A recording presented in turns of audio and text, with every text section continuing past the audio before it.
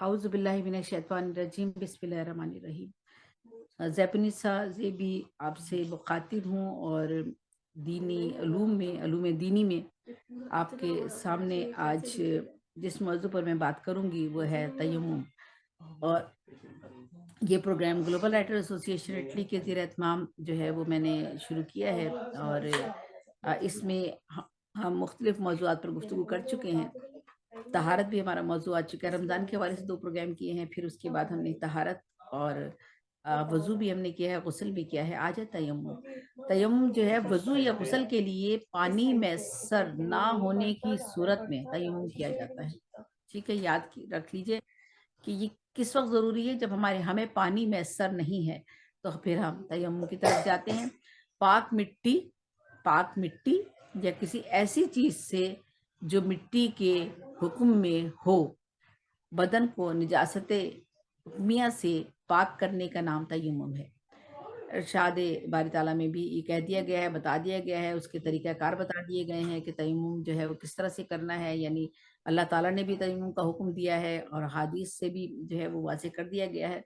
तो मंदरजा ज़ैल सूरतों में ये किया जा सकता है, पानी मैसर ना हो या 1 मील दूर तक आपको जाना पड़े पानी के हुसूल के लिए, तो आप फिर जो है कर सकते हैं। पानी इस्तेमाल करने से बीमार होने या मर्ज़ बढ़ जाने का अंदेशा हो, दुश्मन या जानवर के खौफ से पानी तक पहुंचने में खदशा हो, तो आप तयम्मुम कर सकते हैं।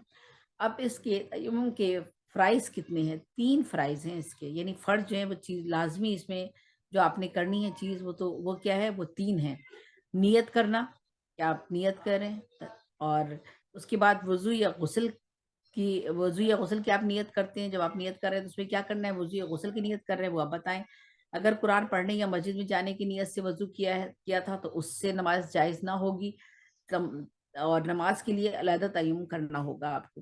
तो आपने नियत करते वक़्त बताना है कि आप तयम्मुम जो कर रहे हैं वो किस लिए कर रहे हैं, किस मकसद के लिए कर रहे हैं, कुरान पढ़ने के लिए कर रहे हैं या मस्जिद में जाने की नियत से वज़ू आपने अगर किया था तो उससे तो आप नमाज जायज़ नहीं होगी, आपको दोबारा से करना है और नमाज के लिए अलहदा तयम्मुम करना है आपने, ठीक है? तो इसके अलावा दोनों हथेलियाँ मिट्टी पर मार कर झाड़ आपने अच्छी तरह से उनको झाड़ लेना है और फिर सारे चेहरे पर मल लेना है। कोई जगह बाल बराबर भी बाकी ना रहे। ये ख्याल रहे आपका जब तयम्मुम कर रहे हैं आप, तो आपने किन बातों को मद्देनज़र रखना है। दूसरी मर्तबा फिर मिट्टी पर दोनों हथेलियाँ मार कर, झाड़ कर पहले बाएँ हाथ की चारों उँगलियाँ उल्टे हाथ की, बाएँ हाथ, उल्टे हाथ की चारों उँगलियाँ सीधे हाथ की उँगलियों के सर के नीचे रखकर कोहनी तक जो खींचे फिर हाथ के नीचे ले जाए। यानी आपने जो ये करना है, तयम्मुम करना है, ये पूरा का पूरा कहाँ तक आपका होगा, किस तरह से होगा, इसको आपने मद्देनज़र रखना है, कोहनी तक आपको लेके जाना है। यानी हाथ की चारों उँगलियाँ सीधे हाथ की उँगलियों के सिरे के नीचे रख के, सिरे ये आपका यहाँ से रख के फिर आपने इसको नीचे रख के कोहनी तक पूरा आपको लेके जाना है तयम्मुम करने के लिए। कोहनी तक चूँकि हम हाथ धोते हैं, आपको पता ही है, वज़ू करने में भी हमें कोहनी तक धोना होता है। तो फिर आपको हाथों से लेकर इसको कोहनी तक लेकर जाना है तयम्मुम करने के लिए। वो जो मिट्टी इसमें आपने हाथ रखा था और उसके बाद मिट्टी झाड़ ली थी, उसको पूरा किस तरह अपने आगे तक लेके जाना है। अगर आपने चूड़ियाँ, कंगन, अंगूठी वगैरह पहने हुए हैं तो उन्हें उतार कर तयम्मुम करें, ठीक है? अच्छा, वज़ू और गुस्ल दोनों के लिए एक ही नियत से तयम्मुम किया जा सकता है। अगर आप नियत कर रहे हैं कि वज़ू के लिए कर रहे हैं या गुस्ल के लिए कर रहे हैं, तो तब भी आपका एक ही तयम्मुम होगा। अलग-अलग भी किया जा सकता है और एक भी किया जा सकता है। जो मिट्टी आपने सेलेक्ट की है, किस मिट्टी से आप कर रहे हैं, वो मिट्टी पाक होनी चाहिए। यानी आपको पता हो गली में से अगर उठा रहे हैं तो जानवर, अगर कुत्ते, बिल्लियाँ जा रही हैं, मिट्टी पाक नहीं है। तो आपने वो मिट्टी का इंतखाब पहले करना है कि वो पाक मिट्टी हो आपकी, रेत हो, पत्थर हो। अच्छा देखिए, रेत भी है इसमें। हम सोचते हैं शायद रेत नहीं है, लेकिन रेत भी है, पत्थर कोई आपका कच्चा पत्थर जो होता है वो, चूना, मिट्टी के कच्चे या पक्के बर्तन जिन पर रोगन ना हो। बर्तन मिट्टी के जो वो ठेले पे भी अक्सर बेच रहा होता है तो वो हम लेकर रख लेते हैं बाज़ दफ़ा ना अपने पास, लेकिन उसमें रोगन नहीं होना चाहिए। तो अगर रोगन वाला बर्तन है तो अंदर की सम्त जो है वो वो जो प्याला जो भी चीज़ ले रहे हैं आप, अंदर की सम्त उसमें रोगन नहीं होता तो आप अंदर की सिमत से भी आप तयम्मुम कर सकते हैं, ठीक है? تو مطلب یہ میں سہولت کے لیے بتا رہی ہوں، کیونکہ میں نے بھی اپنے پاس ایسا ایک رکھا ہوا ہے کہ اگر میں نہیں کر پاتی کسی وقت تو اس وقت وہ کام آ سکے۔ تو اور یہ جو ہے کچی یا پکی اینٹیں، کچی یا پکی جو اینٹیں ہیں وہ بھی ان پہ کلر وغیرہ کر نہیں ہے، کوئی روغن نہیں ہوا ہوا، مٹی، پتھر یا چونے کی دیوار۔ آپ دیکھیں مٹی، پتھر، چونے کی دیوار، گیرو، گیرو بھی ہے، ملتانی مٹی پر کرنا، جو ملتانی مٹی بھی آپ لا کے رکھ سکتے ہیں۔ یہ تو اور بھی آسان ہو گیا ملتانی مٹی والا، کیونکہ ملتانی مٹی مل جاتی ہے، تو ملتانی مٹی بھی لا کر آپ رکھ سکتے ہیں۔ اگر آپ کو پتھر صاف نہیں مل رہا، مٹی صاف نہیں مل رہی، بجری صاف نہیں مل رہی، تو آپ ملتانی مٹی لا کے رکھ لیں، اس پر لگا لیں آپ ہاتھ۔ ملتانی مٹی پر بھی کرنا جائز ہے۔ اب آپ نے دیکھ لیجیے چھوٹے چھوٹے سے پوائنٹ ہیں، ان کو مد نظر رکھنا ہے۔ پاک مٹی، ریت، پتھر، چونا، مٹی کے کچے یا پکے ہوئے برتن لیکن ان پر روغن نہ ہو، اور پکی یا کچی اینٹیں، مٹی، پتھر یا چونے کی دیوار، گیرو اور ملتانی مٹی، ان سب پر آپ کا تیمم کرنا جو ہے وہ جائز ہے۔ ان پر غبار نہ ہو، یعنی مٹی نہ پڑی ہوئی ہو۔ اچھا، حالانکہ ہم کہتے ہیں کہ شاید وہ مٹی ہے تو چلو مٹی سے ہی کر رہے ہیں تو کوئی حرج نہیں ہے، مٹی لگی ہوئی ہے اس کو جھاڑ لیا، لیکن انہوں نے کہا کہ نہیں، ان پر غبار نہ ہو۔ اس طرح پتھر کی جنس یعنی عقیق، یاقوت اور ہیرے پر بھی تیمم کیا جا سکتا ہے۔ یہ ایک ایسی صورتحال ہوگی جہاں کوئی میسر ہی نہیں آتا ہوگا، شاید اس صورت میں کوئی ایسی سہولت دی گئی ہوگی، لیکن جہاں تک نارمل ہم اپنا کرتے ہیں تو ہمارے لیے یہی چیزیں ہم انہیں کو ترجیح دیتی ہیں، اور یہی چیزیں جو ہیں مسترد ہیں کہ پاک مٹی ہے، ریت ہے، پتھر ہے، چونا مٹی، چونے اور مٹی کے کچے پکے برتن ہے لیکن ان پہ روغن نہ ہو، اور یہ جو میں نے آپ کو بار بار بتا دیا۔ اسی طرح اب ان کے نواقص سے تیمم کیا ہے، جن چیزوں سے وضو آپ کا ٹوٹ جاتا ہے ان کی بات کر رہی ہوں۔ اب آپ نے یہ تیمم کر کے وضو تو کر لیا، لیکن کیا آپ کا وضو جو ہے ٹوٹ گیا ہے تو وہ کیسے ٹوٹے گا اور کن چیزوں سے ٹوٹے گا، یہ میں آپ کو بتا دوں۔ 3 چیزوں سے وضو ٹوٹتا ہے، ان سے جن چیزوں سے وضو ٹوٹ جاتا ہے آپ کا، ان سے تیمم بھی ٹوٹ جاتا ہے، نیچرلی سی بات ہے، وہ میں آپ کو بتا ہی چکی ہوں اس سے پہلے والے پروگرام میں۔ پانی میسر ہونے پر بھی تیمم ختم ہو جاتا ہے، یعنی آپ کا پانی، نل میں پانی نہیں آ رہا تھا، آپ نے کہا کیا کروں، میری نماز کا ٹائم نکلے جا رہا ہے، مجھے نماز پڑھنی ہے، تو آپ نے کیا کیا، تیمم کر کے آپ نے نماز پڑھ لی۔ بعض دفعہ ایسا سچویشن ہو جاتی ہے پانی کا پتہ ہے اب نہیں آ رہا، صبح بھی نہیں آئے گا، کل بھی نہیں آئے گا، آپ نے کر لی، اچانک ہی پانی آ جاتا ہے، پانی آ جاتا ہے تو آپ کا تیمم چھوڑ کر پھر آپ کو فوری طور پر پانی سے وضو کرنا ہے، اور اس کے بعد پھر آپ نے کرنا ہے یہ نواقص سے تیمم، یعنی ان صورت میں کہ پانی میسر تھا، آ گیا تھا پانی، لیکن اس کے باوجود آپ نے تیمم سے نماز پڑھ لی تو آپ کے یہ جو ہے وضو آپ کا ٹوٹ جائے گا، آپ کو وضو کرنا ہی کرنا ہے اگر پانی آپ کو میسر آ گیا ہے تو، ٹھیک ہے۔ دشمن یا جانور کی وجہ سے پانی تک پہنچنے میں خدشہ یا اندیشہ باقی نہ رہے۔ شروع میں بتایا تھا نا کہ آپ کو اگر پانی کسی ایسی جگہ پر ہے کہ وہاں پر آپ جائیں گے تو دشمن آپ کو مار دے گا، گولی مار، علاقے ہے نا ہمارے، تو جرگا سسٹم ہے، گاؤں دیہات ہیں، وہاں پر وڈیرا سسٹم ہے، اور چیزیں ہیں، تو آپ وہاں جائیں گے تو آپ کا ایک دشمن ہے اس علاقے میں رہتا ہے یا سامنے کے علاقے میں رہتا ہے، تو آپ وہاں نہیں جا رہے پانی حاصل کرنے کے لیے، ٹھیک ہے، رعایت دے دی آپ کو، تیمم کر لیا، آپ اپنا نماز پڑھ لیں۔ لیکن اگر کوئی خدشہ ایسا نہیں ہے کہ وہاں پر کوئی دشمن نہیں ہے، اور جانور جس کا خطرہ تھا کہ جانور وہاں کوئی کھڑا ہوا ہے اور وہ جب تک نہیں جائے تو آپ کیسے جائیں گے، کوئی سانپ ہے، کوئی بچھو ہے، کوئی اور چیز ہے نکلی ہوئی ہے، تو آپ نے تیمم کر کے اپنا نماز پڑھ لی آپ نے، ٹھیک ہے، وضو کر لیا، نماز پڑھ لی۔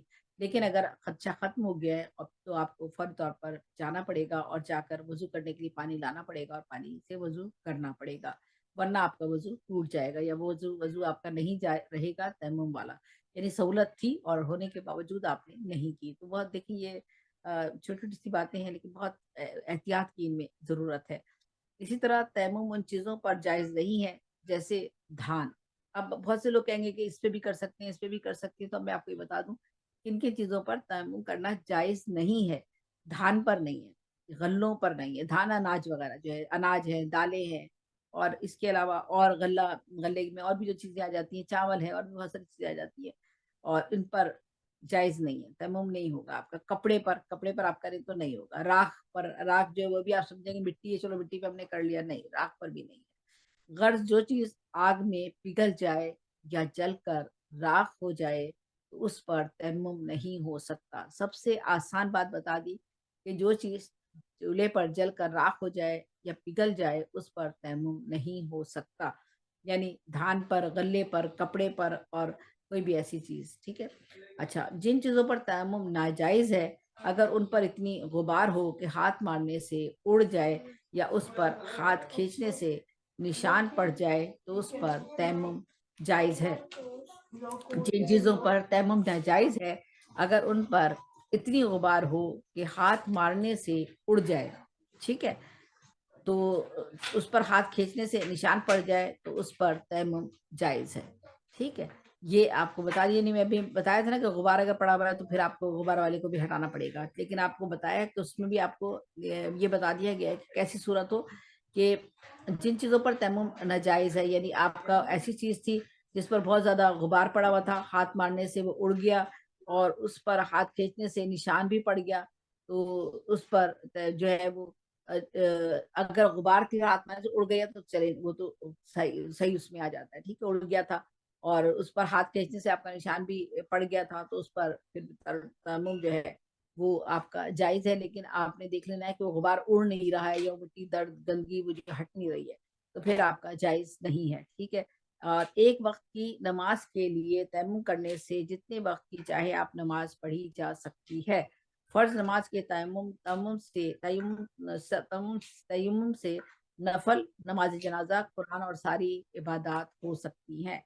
जब आप फर्ज नमाज के लिए, किसी भी नमाज के लिए आप तयम्मुम कर रहे हैं, तो उसके बाद अगर आप कुरान भी पढ़ना चाह रहे हैं, नमाज जनाजा भी है और कोई दूसरी इबादत भी है और नफल नमाज भी पढ़ना चाह रहे हैं, तो आपका वजू हुआ हुआ है, आप कर सकते हैं। अब इसके मसाइल क्या क्या हैं?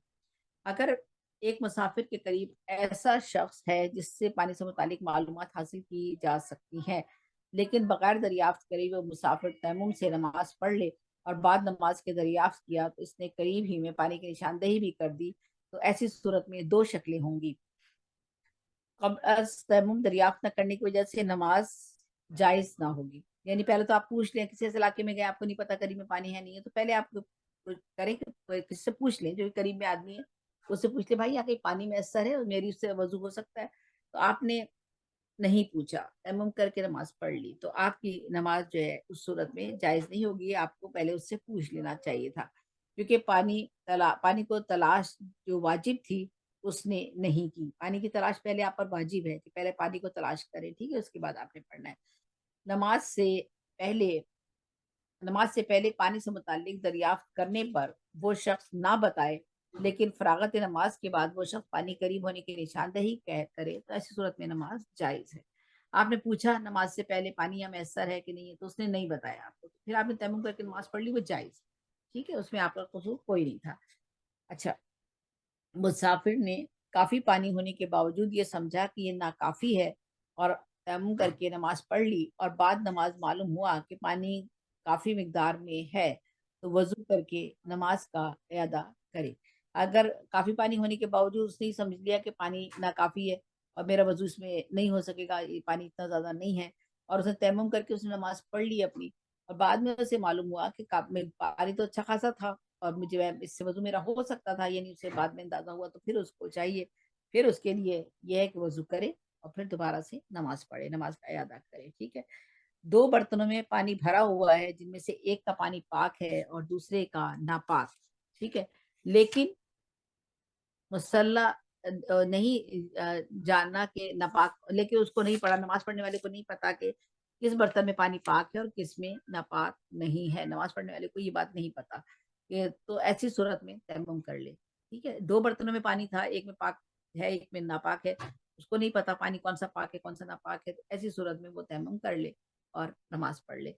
अगर एक सफर में एक मर्द जनबी है, यानी एक औरत है से फारिग है और वहां एक मैयत भी है और पानी सिर्फ जो है वो इस कदर है कि तीनों में से किसी एक को काफी हो सकता है, तो ऐसी सूरत में, अब देखिए यहाँ आपको नापाकी की हालतें बता दी गई, यानी अगर औरत भी नापाक है मर्द भी नापाक है और जो है वो एक मैयत भी वहां पर है, तो ये ऐसी सूरत में आपने अब तीन लोगों को पानी की जरूरत है। मैयत को गुस्ल भी देना है, मर्द भी नापाक की हालत में है औरत भी नापाकी की हालत में है, अब तीन बंदे हैं, पानी का आपने देखना है कि पानी वहाँ है कि नहीं है, और अगर पानी नहीं है और पानी मैसर नहीं है तो किसको कितना पानी है कितना होगा, तो फिर क्या सूरतें होंगी ऐसी सूरत में?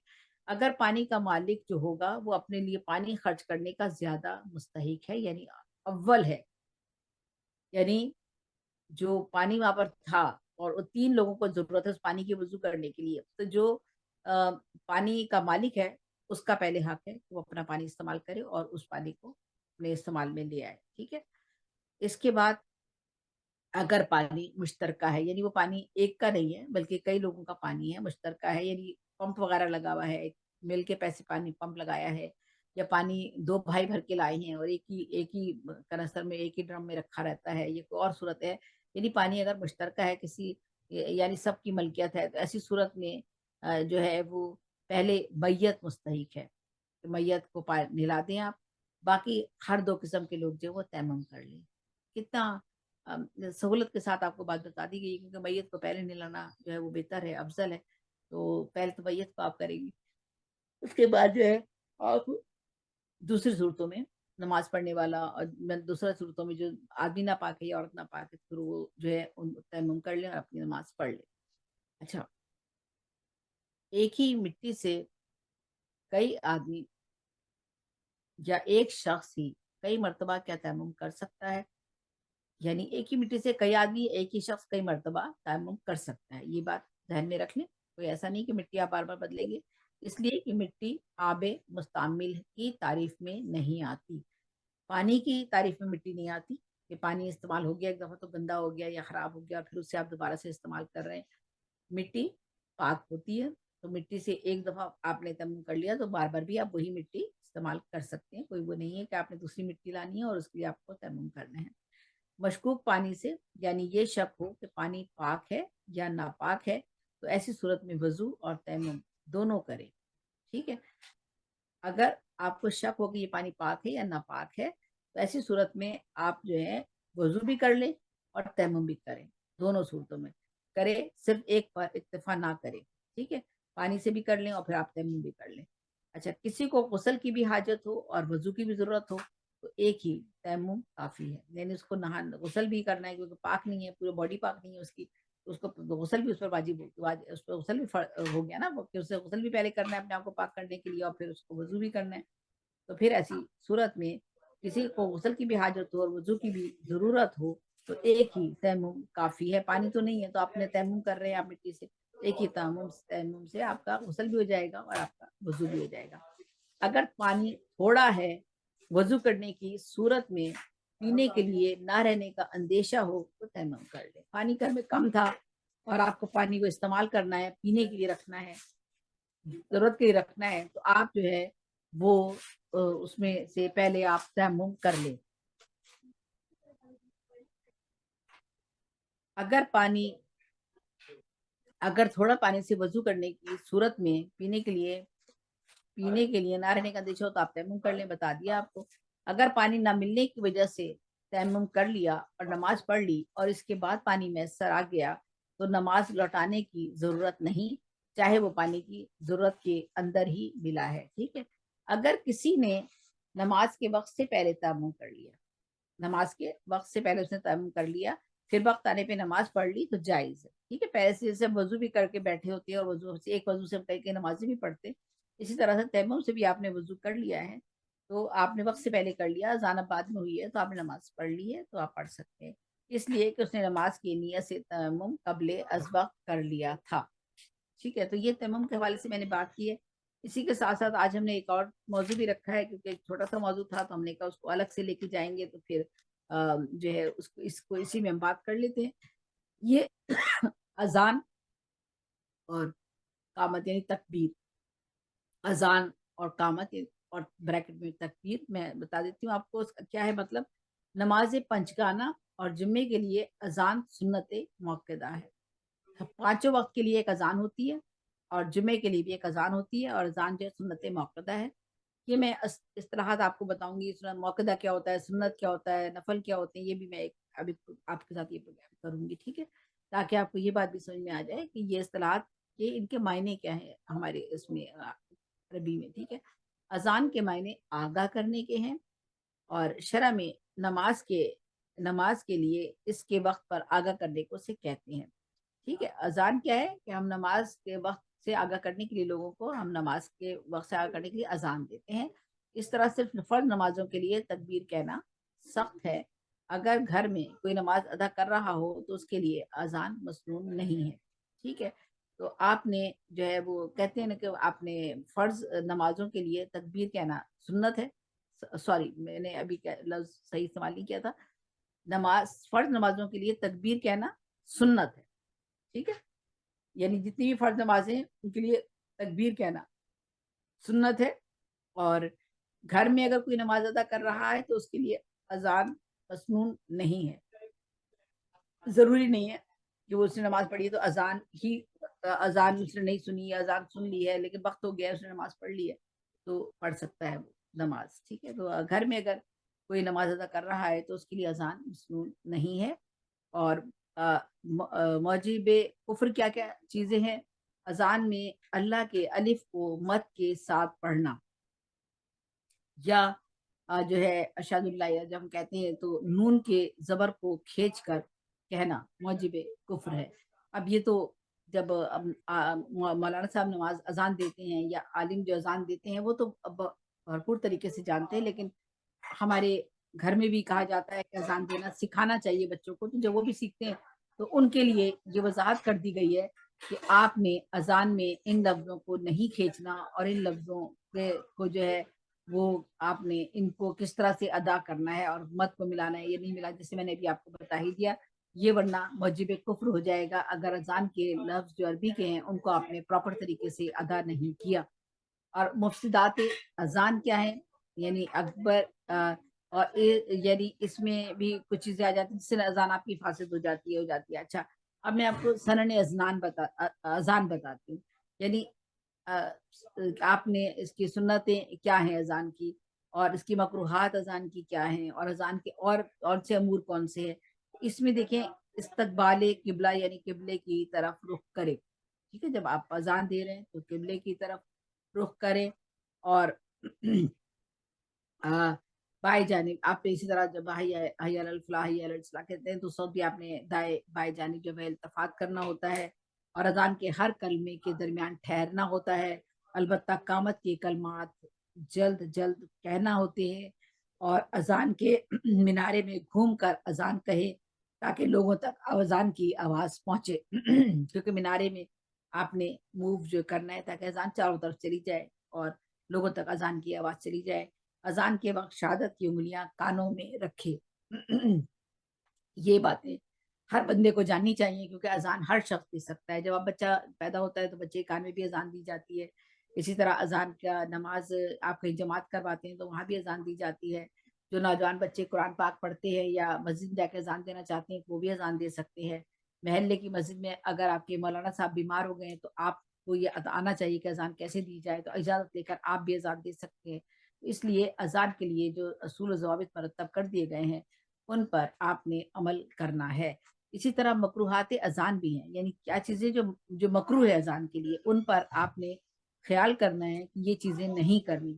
بغیر توقف کے جلد جلد اذان کے الفاظ جو آپ کہہ رہے ہیں نا, جو میں نے بتا دیا جس کو جلد کہنا ہے وہ تو جلد کہہ رہا ہے, ٹھیک ہے, لیکن بغیر توقف کے جلد جلد کہنا اور ترجیح کرنا, یعنی اللہ اکبر جو آپ کہتے ہیں وہ آہستہ کہہ کر پھر آپ جو ہے رسول اللہ صلی اللہ علیہ وسلم کی کلمات زور سے کہنا, یہ جو ہے یہ جو ہے یہ آپ کے یہ چیزیں جو ہے یہ صحیح نہیں ہے. بغیر توقف کے جلد جلد نماز اذان دینا یہ مکروہات اذان میں آتا ہے, ٹھیک ہے. جلد جلد کہنا, آپ نے رک رک کر ہی کہنا ہے, لیکن یہ بعض جگہ میں نے ایک دفعہ آپ کو بتایا کہ اذان کے ہر کلمے کے درمیان ٹھہرنا چاہیے. البتہ قامت کے کلمات جو ہیں وہ جلد کہنے چاہیے, ٹھیک ہے, جو آپ کے قامت کے کلمات ہوتے ہیں ان کو ہمیں جلد کہنا چاہیے. لیکن جب مکروہات کی بات کریں گے ہم تو بغیر توقف کے اگر آپ جلدی جلدی اذان پڑھ رہے ہیں تو مکروہات میں آ جائے گا. آپ نے جلدی جلدی اذان نہیں پڑھنی ہے, اور ترجیح کرتے جیسے اللہ اکبر کو آہستہ کہتے ہیں لوگ, اور اس کے بعد پھر اشہد اللہ الہ جب آپ کہتے ہیں تو پھر اور صلی اللہ علیہ وآلہ وسلم کی کلمات پر زور دیتے ہیں, تو یہ بھی اس طرح نہیں کرنا ہے, اس کو یہ مناسب نہیں ہے, ٹھیک ہے. تو آپ نے ایک طریقے سے ہی اس کو جس طرح سے ادا کرنا ہے اسی طرح سے آپ نے اپنے لہجے کو بھی اسی طرح سے رکھنا ہے. اور اسی طرح جب آپ جو ہے وہ حی علی الصلاح حی علی الفلاح جو آپ کہتے وقت دائیں اور بائیں جانب التفات نہ کرنا, تو یہ بھی مکروہات میں آتا ہے. یعنی بتایا تھا نا آپ کو کہ آپ نے دائیں طرف بھی مڑنا ہے اور بائیں طرف بھی مڑنا ہے, تب آپ کہیں گے کہ آئیے فلاں کی طرف آئیے, جو آپ کہتے ہیں کہ اصلاح کی راہ کی طرف آئیے، فلاح کی راہ کی طرف آئیے، نماز کے لیے آئیے. جب یہ الفاظ ان کو جب بلاوا آپ دیتے ہیں نماز کے لیے اذان میں، تو آپ کو دائیں اور بائیں طرف جو ہے التفات کرنا چاہیے، یعنی مڑنا چاہیے، اور تب آپ کو کرنا یہ الفاظ ادا کرنے چاہیے.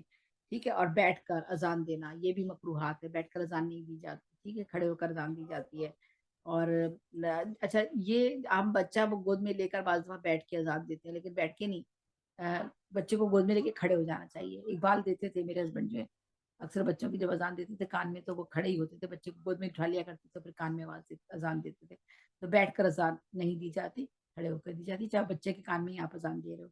ٹھیک ہے. اور اسی طرح مؤذن کا اذان کے بعد تکبیر تک جو ہے وہ اصلاۃ و اصلاۃ، یہ بس یہ کافی ہے. بیٹھ کر اذان نہیں دینا چاہیے. جو مطلب اب مکروہات جو آ گئی ہیں وہ بھی آپ کو بتا دی. اب میں آپ کو اس کو تھوڑا سا اس کو اور واضح کرنے کے لیے میں بتاتی ہوں کہ اذان اور قامت یا تکبیر جو ہے اس میں کن کن چیزوں کا اہم مجاز ہے. ہر آزاد اور بالغ مرد اذان اور قامت کا مجاز ہے. ٹھیک ہے. عورت اور مدھوش، ناسبج اور جنبی، فاسق، غلام، اجیر یعنی مزدور جو ہو جاتے ہیں، مزدور جو ہے، اذان ان کا دینا، ان کا اذان ناجائز اور مکروہ ہے. یعنی اگر کوئی آدمی ناپاک ہے، نچلی بات ہے، فاسق ہے، غلام ہے، اجیر ہے، مزدور ہے، وہ جب تک پاک نہیں ہوگا نا، یعنی پاکی کا تو ایک عمل ہے، جب تک آپ اگر اس عمل میں کرے گا تو پھر تو آپ کی اذان نہیں ہوگی. تو پاکی کا ایک عمل ہے، اس لیے کہا یہ مکروہ ہے. یہ مکروہ ہے کہ عورت بھی ہے، عورت اذان نہیں دے گی. ٹھیک ہے. مدہوش ہے، جنون پاگل ہے، وہ بھی اذان کا حقدار نہیں ہے. نہ سمجھ بچہ ہے، وہ بھی اذان نہیں دے گا. آپ بچے سے کہیں بیٹا اذان دے دو تو یہ مکروہات میں آ جائے گا، آپ کو نہیں دینی، بچے نے اذان نہیں دینی ہے. ٹھیک ہے. بڑے نے دینی ہے اذان. اور اسی طرح جو فاسق ہے، یہ جو اللہ کو ہی نہیں مانتا ہے، اس کا ایمان ہی درست نہیں ہے. اسی طرح جو اور لوگ آ جاتے ہیں وہ بھی جو ہے، اگر آجر ہے یعنی مزدور جو ہے یا غلام جو ہے، وہ بھی اس کی بھی اذان مکروہ ہوتی ہے، لیکن جائز کب ہو جاتی ہے؟ جب اس کا مالک اگر اسے اجازت دے دے تو اس کی اذان درست ہے. ٹھیک ہے. مالک سے اجازت لے کر وہ بھی اذان دے سکتا ہے، چاہے وہ غلام ہو اور اجیر ہو، یعنی مزدور ہے، تو وہ بھی اجازت لے کر اذان دے سکتا ہے. اور نہ مطلب یہ کہ کارخانے میں کام چل رہا ہے، یہ چل رہا ہے، وہ چل رہا ہے، مزدور وہاں پہ کام کر رہے ہیں، اب اذان کا وقت ہو گیا، اذان دینے والا کوئی نہیں ہے، تو وہ پھر اپنے آپ مالک سے اجازت لے لیں اور آپ اذان دے دیں. کوئی اس میں پابندی نہیں ہے، لیکن آپ کو اجازت لینی ہے اس میں. اسی طرح سے غلام بھی ہے، وہ بھی چونکہ مالک نے رکھا ہوا ہے اسی گھر پر، تو اگر وہاں پر بھی ایسی صورت ہے تو غلام بھی اذان ضرور دے سکتا ہے، منع نہیں ہے، پابندی نہیں ہے. مکروہات ہے لیکن وہ بھی پرمیشن اجازت لے لے تو اس کے اذان صحیح ہے، بالکل کوئی بھی مکروہات پھر نہیں ہوگی. تو یہ دیکھیں کہ یہ اس کی اذان درست ہو جائے گی. اور اچھا، اگر کوئی نابینا ہے اس کی اذان مکروہ نہیں ہے. ٹھیک ہے. اور باقی فاسق جتنے بھی ہیں، سوائے فاسق کے باقی سب کی اذان لوٹائی جائے گی. ٹھیک ہے. اور جو ہے باقی کچھ مسائل اذان اور تکبیر بھی ہیں، وہ بھی 3-4 پوائنٹ میں آپ کو بتاتی چلتی ہوں کہ جب اذانی کی بات کر رہے ہیں تو اذان میں بھی ہمیں ہر چیز کلیئر ہو جانی چاہیے، کیونکہ اذان دینے کے لیے بھی جو ہے وہ ہمارے بچے بھی جاتے ہیں، وہ بھی دیتے ہیں بعض صورتوں میں، بعض حالات میں. تو بے وضو کی اذان درست ہے لیکن اقامت مکروہ ہے. تو بے وضو، اول تو وضو ہونا چاہیے. یہ جو ہے مسائل کی بات کر رہے ہیں، تو اول تو آپ باوضو ہوں گے تو آپ کو اذان دینی ہے، لیکن جب آپ اقامت میں چلے گئے تو پھر مکروہ ہو گئی. جب مکروہ ہو گئی تو پھر آپ نے اذان کی تو پاک ہونا ضروری ہے، وضو کرنا ضروری ہے. اذان ٹھہر ٹھہر کر اور اقامت جلد جلد کہی جاتی ہے، یعنی اذان جو ہے وہ آپ نے ٹھہر ٹھہر کر کہنی ہے. اور تنہا مسافر کا اذان اور اقامت دونوں کا ترک کرنا مکروہ ہے. تنہا مسافر جو ہے وہ اذان کیسے دے گا جب اور اقامت دونوں جو ہے ترک کرنا مکروہ ہے. وہ تنہا مسافر کا اذان اور اقامت دونوں کا ترک کرنا جو ہے، یعنی وہ نہ دے اذان یا نہ کرے تو مکروہ ہے، یہ مکروہ میں شامل ہو جاتا ہے. تاہم اگر کبھی اذان ترک ہو جائے تو مکروہ نہیں ہے، لیکن اقامت کا ترک کرنا بہرحال جو ہے وہ مکروہ ہے. مؤذن کی خوشی و اجازت کے بغیر دوسرے شخص کی تکبیر مکروہ ہے. مؤذن سے آپ پہلے اجازت لیں گے، اس کے بعد جو ہے پھر آپ تکبیر پڑھیں گے. ٹھیک ہے. اور تاہم ترجیح یعنی اول دونوں شہادتوں کو دوبارہ آہستہ کہے اور پھر دوبارہ بلند آواز سے پڑھے اور امام مالک امام شافعی کے نزدیک جو ہے مسنون ہے، لیکن امام اعظم کے نزدیک ترجیح سنت نہیں ہے۔ اور قضا نماز کے لیے اذان اور تکبیر دونوں کہے، قضا اگر آپ نماز کر رہے ہیں تو اس کے لیے آپ نے اذان اور تکبیر دونوں کہنے ہیں۔ کئی نمازیں قضا ہوئی ہیں تو پہلی نماز کے لیے دونوں کہے، باقی نمازوں کے لیے اذان کہنے میں احتیاط ہے، البتہ تکبیر کہہ لے۔ اور مسافر کا اذان اور تکبیر دونوں چھوڑ دینا مکروہ ہے، ٹھیک ہے۔ ہر شخص جو اپنے گھر میں نماز پڑھے اس کے لیے مکروہ نہیں ہے، ٹھیک ہے، جو اپنے گھر میں پڑھ رہا ہے تو اس کی تو مکروہ نہیں ہے۔ مسافر اور گھر میں نماز پڑھنے والے کے لیے اذان اور تکبیر مستحب عمل ہے، عورتوں کے لیے دونوں مستحب نہیں ہیں۔ تو یہ میں نے آج آپ کے سامنے جو تھا، میں نے اذان اور اس میں تکبیر، اذان تکبیر اور تیمم کے حوالے سے آج میں نے آپ کے ساتھ بات چیت کی ہے، اور امید ہے کہ آپ کو کسی حد تک کچھ نہ کچھ بات ضرور سمجھ میں آ گئی ہوگی۔ خاص طور سے تیمم کے حوالے سے ہماری کچھ غلط فہمیاں تھیں، کچھ جو چیزیں ہماری بات میں سمجھ میں نہیں آتی تھی، کس سے کرے کس سے نہیں کرے، تو وہ بھی چیزیں آج آپ پر واضح ہو گئی ہوں گی۔ تو میں اجازت چاہتی ہوں آپ سے، بالکل بہت ہی اہم باتیں ہیں، اس میں کوئی ایسی بات ہے نہیں۔ جب آپ تیمم کر رہے ہیں تو اس کی مٹی پاک ہونی چاہیے، مٹی سے آپ کرتے ہیں، ریت ہو، پتھر ہو، چونا ہو، کچے پکے ہوئے برتن ہو لیکن ان پہ روغن نہ ہو، کچی پکی اینٹیں مٹی کی، پتھر یا چونے کی دیوار ہو، گھیرو ہو، ملتانی مٹی ہو، ان سب پر تیمم کرنا جائز ہے، اور لیکن ان پر غبار نہ ہو۔ اس طرح پتھر کی جنس میں بھی آ جاتی ہیں اور چیزیں، ان پر بھی تیمم کیا جا سکتا ہے۔ اور سب سے آسان بات یہ بتا دی کہ جو چیز آگ پہ رکھنے سے پگھل جائے یا جل جائے اس پر تیمم جائز نہیں ہے، یعنی راکھ وغیرہ سے آپ تیمم نہیں کر سکتے۔ بعض ہم یہ بھی کرتے تھے کہ مٹی ہے یہ بھی اس سے کر لیتے، نہیں، راکھ سے جائز نہیں ہے۔ غلوں پر، دھان پر، اناج پر، چاول ہے، دالیں ہیں، ان پر بھی جائز نہیں ہے، کپڑے پر بھی جائز نہیں ہے، ٹھیک ہے۔ تو بس یہ تیمم کے لیے سب سے امپورٹنٹ باتیں تھیں جو میں نے آپ تک پہنچانی تھی، کیونکہ ہمیں اکثر بیماروں کو، مریضوں کو، بوڑھوں کو ان چیزوں کی ضرورت پڑتی ہے، تو ان کو آپ ایک درست بات بتا دیں تاکہ اسی طرح سے تیمم کر سکیں۔ آپ سے اب میں اجازت چاہوں گی۔ محمد نواز گلیانہ صاحب کا شکریہ کہ ان کے چینل کے تحت یہ میں پروگرام کر رہی ہوں، اور اللہ تعالیٰ ان کو صحت کاملہ عطا کرے، مجھے بھی صحت کاملہ عطا کرے۔ میری بھی طبیعت بہت زیادہ خراب ہے، اور بس آواز بھی نہیں نکل رہی ہے، لیکن میں کوشش کر رہی تھی کہ میرا جو پروگرام ہے وہ میں کر لوں، ضرور کر لوں، اور آپ لوگ منتظر ہوں گے، کچھ سننا چاہتے ہوں گے تو اچھا ہے، اسی بہانے میں بھی پڑھتی ہوں، پڑھ کے دوبارہ اپنی چیزوں کو یاد دہانی کی طرف لے کے جاتی ہوں، بھول جاتا ہے آدمی اس عمر میں آ کر۔ تو زیب صاحب کو اجازت دیجیے، اللہ حافظ، اللہ نگہبان، پاکستان زندہ باد۔ آج ہمارے ایک اور شاعر ڈاکٹر رضی امروہی انڈیا کے، جو ہمارے ساتھ سالہ سال سے آن لائن مشاعروں میں شریک تھے، وہ بھی اللہ تعالیٰ کے پاس چلے گئے۔ ابھی کچھ دن پہلے بس وہ مشاعروں میں نانا ترک کیا تھا، اور ابھی تک تو وہ بہت ایکٹیو تھے اور مشاعروں میں آتے تھے۔ تو اللہ تعالیٰ ان کی بخشش فرمائے، اعلیٰ درجات ان کے بلند کرے، اور کیا کہیں، گھر والوں کو صبر عطا کرے، آمین ثم آمین۔ جب مسلم کو اجازت دیجیے، اللہ آپ سب کا نگہبان، اور ہم سب کو یہ روزے ہمارے قبول فرمائے، اور عید دیکھنی بھی نصیب فرمائے، آمین ثم آمین۔ اللہ حافظ۔